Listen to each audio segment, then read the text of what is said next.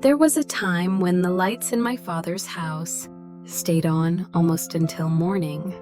Not because he was reading, not because he stayed up watching TV, but because he simply couldn't sleep. For 5 straight years, my father never slept more than 3 hours a night. He would lie there, eyes open, gazing at the ceiling as if listening for something in the dark. We took him to doctors. The results came back clear. His health was fine, no visible illness. Still, he couldn't sleep. And strangely, he never complained. Each morning he rose early, drank tea, sat on the porch, as if the night before had been perfectly ordinary. But I could see it in his eyes, a quiet heaviness, as if he was growing tired of holding on to something he didn't quite understand. Then one day I discovered something, a small habit he'd kept for years. Something harmless, or so it seemed, had silently stolen 5 years of sleep from him. And what shocked me most, many older adults are doing this exact same thing, every night, without knowing. It might be the very reason they can't sleep. Are you doing it too? If so, stay with me, because what I'm about to share is a true story. My father is 78 years old, a careful, soft-spoken man. He eats on time, doesn't smoke, doesn't drink coffee, and he's never touched a sleeping pill. His whole life he believed live in balance, and you'll stay healthy. And he did until sleep quietly began to leave him. It didn't happen all at once. At first, it was just lighter sleep, waking up earlier than usual. But then, it stayed and became part of his nights. Each evening, he followed the same routine. He read the newspaper for about 20 minutes, drank a warm glass of milk, folded his blanket neatly, and turned off the lights by 9:30 p.m. But after that, he just lay there, quiet, still, saying nothing. No complaints, no frustration. Only the next morning, he woke earlier, his eyes darker underneath, and his sighs longer than usual. One day I asked Dad, "Are you sleeping okay?" He answered softly, "At this age, not sleeping just becomes normal." But I could see he hadn't gotten used to it. He was simply trying to accept it, as many older people do, so they won't worry their children.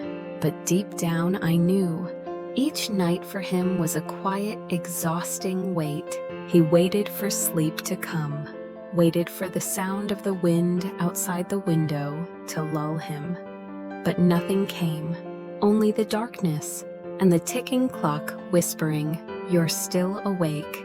Those nights repeated, and in his eyes I began to see something like a fading light, as if he was slowly disappearing bit by bit without anyone noticing. No one had warned him that sleeplessness doesn't just weaken the body, it can quietly steal the feeling of being truly alive.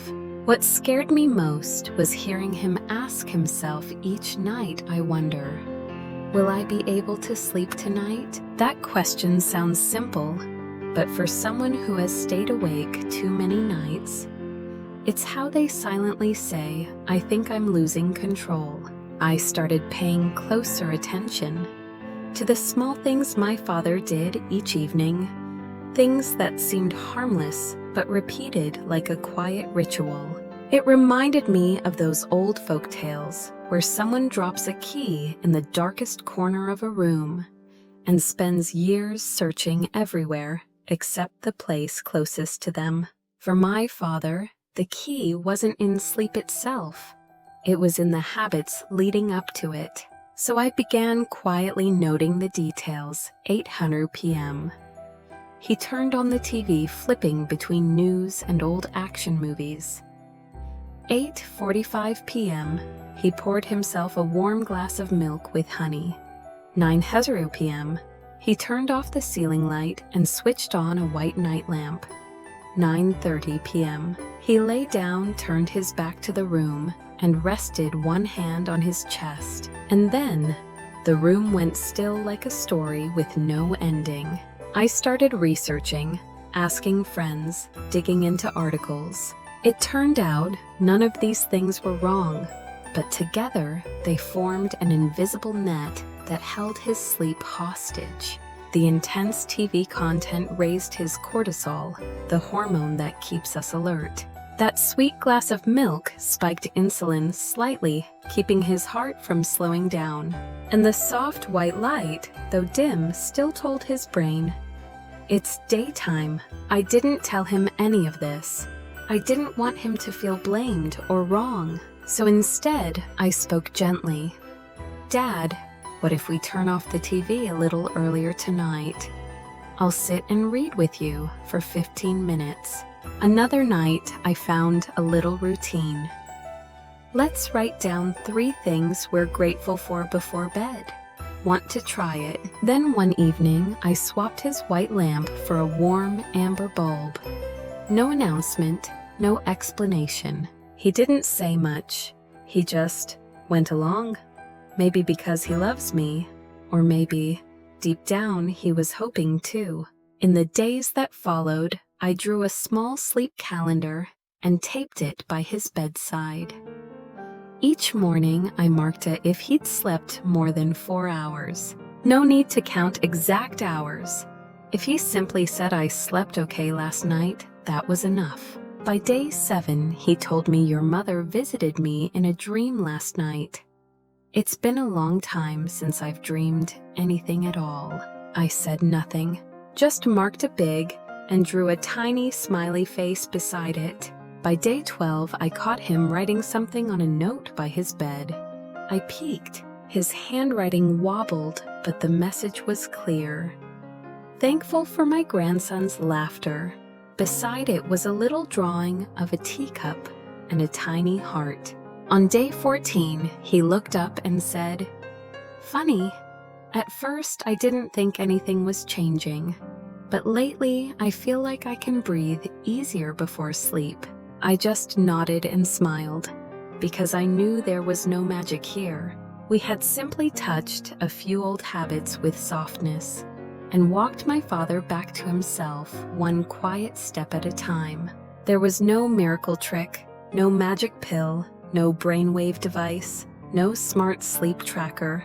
What helped my father sleep again were the tiniest of things, like seeds resting quietly in a hand. If kept warm, if given time, they grow. First, a cup of tea instead of his usual sweet milk at 8:45 p.m. I invited him to try a light tea, one he used to drink during forest walks when he was young, peppermint and ginger. We brewed it earlier in the evening, and we didn't sip in silence. We chatted, lightly, sometimes about his granddaughter learning to swim, sometimes about the neighbor mowing the lawn too late. The tea itself wasn't a miracle, but the feeling of having someone sit beside him. That was what softened his heart. Second, changing the light. His old night lamp sat at eye level. Even though it was a soft white, it still felt sharp. I replaced it with a warm amber bulb placed lower and slightly to the side. It made a difference. No more light slicing straight into his eyes. Instead, the glow felt like the old firelight he once used to build by hand. His room no longer felt like a box for sleep. It felt like a quiet tent. Third, letting go of the clock. I told him one evening, "We don't need to get in bed at a set time anymore, Dad." He looked puzzled. After all, he had lived his whole life by the clock. So I added, "We'll lie down, not when the clock says so, but when your body tells you it's ready." He nodded, and from then on, some nights, he'd stay up 10 extra minutes reading old letters, or just holding an old photo. Then slowly, quietly, he'd turn off the light and go to bed. He no longer forced himself to sleep on time. He started listening to when he was truly ready. Then a gentle night ritual, not a formal ceremony, just 3 little steps repeated each evening. Fold the blanket neatly, like preparing a safe space for the night to arrive. Open the window just a crack to let in the breath of the world from outside. Play soft music for 2 minutes, piano, or gentle rain sounds, the kind he said reminded him of forest nights long ago. No one told us these were the right things to do. We didn't follow any guide, but for him, this became his way of inviting sleep back, like calling an old friend by name. And then I noticed the man who once feared the dark was now the one gently welcoming it in. He no longer wrestled with it. No longer asked, "Will I sleep tonight?" Instead, he quietly whispered to himself, "I did my little part today. Sleep will come if it wants to." No big victories, no dramatic recoveries, just an aging man slowly reclaiming a sense of control over his life through small things done with patience and love. And I think, if you're still listening now, you might be on your own journey to find the key to your own sleep. It may not be far.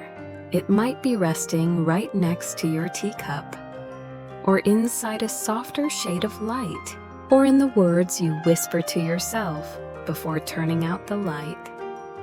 It's okay, I've done my best today. Now, just breathe. If you're still here, if you've stayed with me until this very last line, then maybe you too have lived through nights like my father did. Nights where no one knows you're awake, where no one hears you turning in the dark. So let me say this gently. You are not alone. Sleeplessness is not something to be ashamed of. It doesn't make you weak. It doesn't mean you've done something wrong. It's simply your body, or maybe even your soul, trying to speak. There were nights when my father sat awake for hours doing nothing, just listening to the wind and the ticking of a clock. But waiting for sleep with worry is not the same as welcoming it with peace. It wasn't until he stopped chasing sleep and started doing the small things that sleep finally began to return. So if tonight you find yourself lying awake again, I invite you to try something small. You don't have to change your entire world. Just one thing. Turn off the TV 30 minutes earlier, or write down one thing you're grateful for today. Maybe it's someone's smile, a warm cup of tea, or simply the quiet truth, I made it through today. And if that helps you sleep just a little better, I hope you'll leave a note beneath this video. It doesn't have to be long. Just one line, because maybe what you write might be the thing that helps someone else. Someone like my father sleep again for the first time in years. We are each just a small light in the dark. But when those small lights glow together, even the longest night becomes gentle. Even the wind, when too strong, keeps the soul awake. Wishing you a soft night. And if you sleep even 1 hour longer tonight, remember this.